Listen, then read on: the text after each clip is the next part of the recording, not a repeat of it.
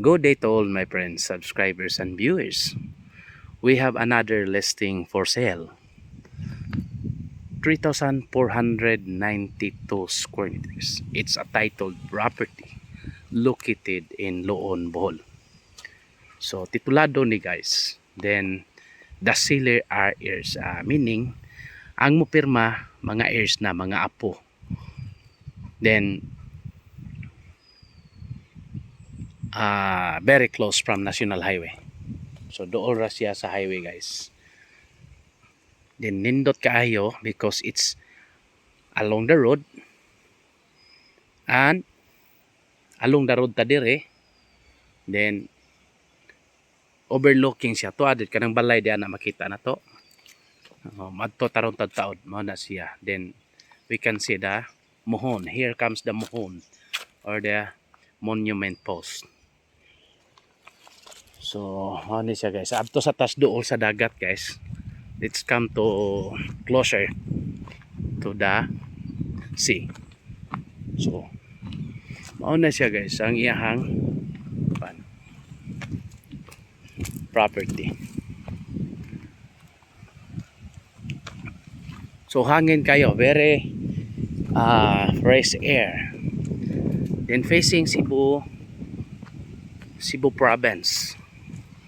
So nag-atubang gyud siya sa Cebu City guys, Cebu province. Malantaw ra gyud nato ang Sugbo. Although kung there are ferries, ocean jet, makita ra gyud nato. Kini nga road right of way guys, gi-prepare gini, gi-separate gini sa titulo. It is separated by the title. So mao na status sa property nato. Kumulakaw ta diri no, all na lang gyud kaayo. So diari ra ang property taman guys. Murag di atapita. Di man tay dako nga kahoy. This is what we call balete. So natay dakong kahoy guys. Nindot kayo ning bugnaw ang lugar, di dakong kahoy. So malantaw na to ang dagat guys. Then there are so many fishermen. This is like a dock parking or mura og dungguanan sa mga mananagat. Fishermen parking. Ano ni? Sakto ba ng pagka-estimate nako guys? Pagka-istorya. Fishermen boat parking. Ano din eh. So marag di ani ra gyud tataman guys. Pero makita na to guys no. We can see the sea. Malantaw na gyud nato. So that's overlooking to the sea. Then you can swim to the sea. See, very nice. Lantaw gyud nato. That's Cebu province already. Okay. Pakita mo na ako guys. Ako ni guys ako ni. Okay. So nindot kayo dire guys no kay kung if you buy this property, pwede ra ka mag-walking downhill, then walking to the shoreline. So very nice.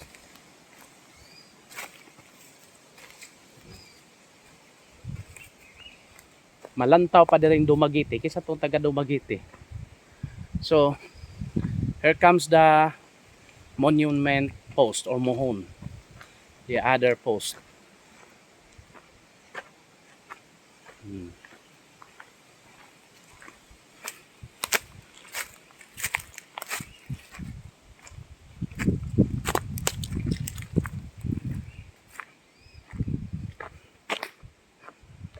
So nindot kayo, water and electricity are available. Siyempre dool mas highway, automatic yun ang tubig o kuryente. Yangat ko sugod.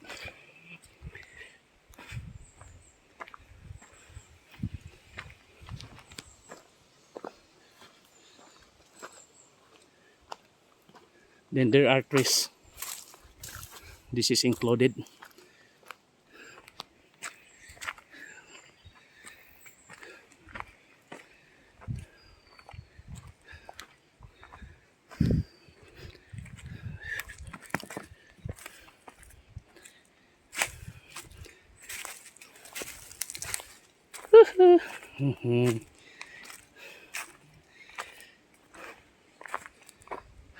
Ginhawa gamay.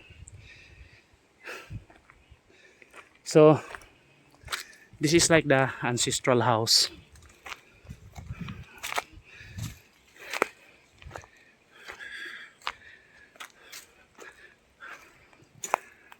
Guba na.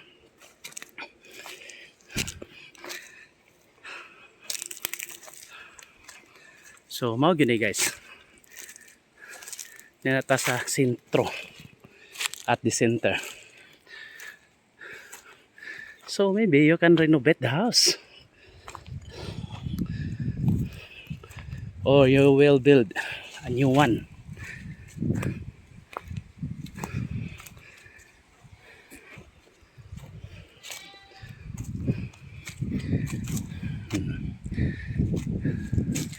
They have their piggery also. Imo na lang ning i-improve guys, na piggery gali oh. Pwede na.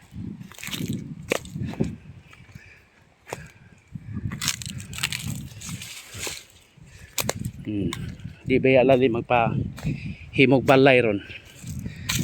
Imo na lang yung i-improve. If I were you, i-improve na lang nimo. So see, mao na ni kining gilimpyuhan mao gini siya. O, kung naakay mga bisita, dire ni may butang dire.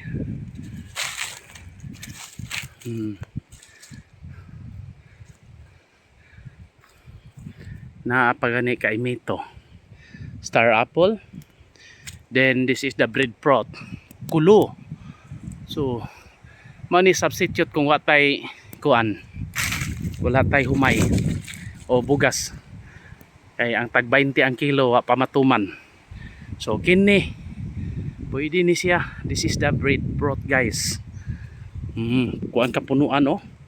4 breadfruit perting lami arab yung gidaan niyo eh. Kini mabusog yun ka anak guys.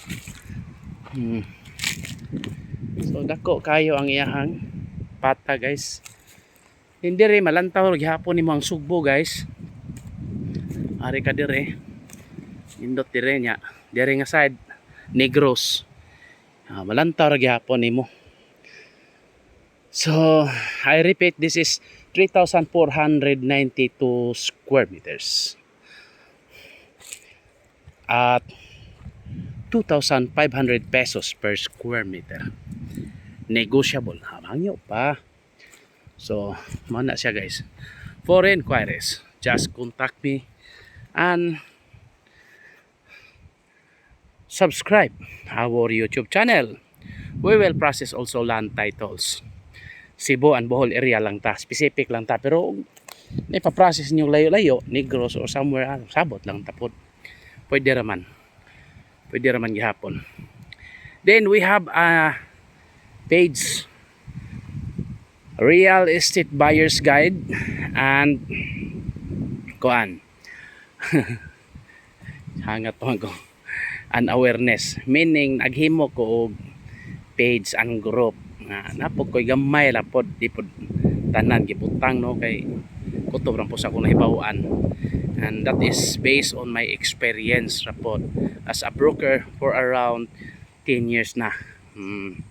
Sa akong pagka-broker guys. So mao na sitwasyon. So nindot kayo ang property na to guys. Ari ka diri oh.